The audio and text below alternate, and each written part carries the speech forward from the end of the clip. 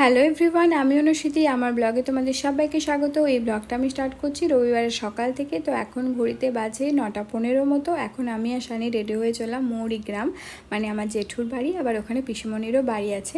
তো ভীষণ মনটা ভালো আজকে, কারণ সবার সাথে দেখা হবে অনেক দিন পর।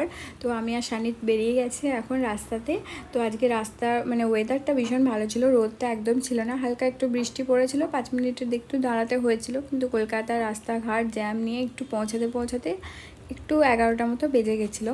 আর এসে দেখছি জেঠুমার কিন্তু রান্নাবান্না মোটামুটি হয়ে গেছে, কারণ দেখেছি যে মেয়ে জামাই আসছে, গল্প করতে হবে, সেজন্য জেঠুমা রান্নাবান্না সমস্ত করে নিয়েছে, অনেক রকম রান্না করেছে। পরে বলছি কী কী মেনুতে ছিল।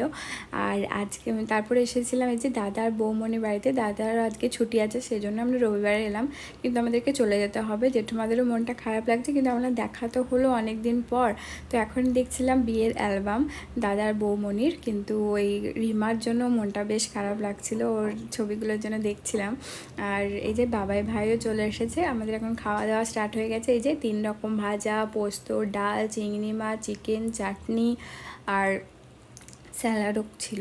তো এখনই খাওয়া দাওয়ার পর গল্প চলছে। আর এই যে বাবাই ভাইয়ের সুড়সুড়ি নেওয়ার অভ্যাসটা এখনও আছে। দুপুরবেলা আমরা জেঠুমাতে আমাদের অনেক গল্প করেছি, তারপর এখন এসেছি আমরা পিসিমণির বাড়িতে। পিসিমণির বাড়ি থেকে দেখা করে সবার সাথে দেখা করে চলে এসেছি বাড়ি। দেখা হবে পরের ব্লগে।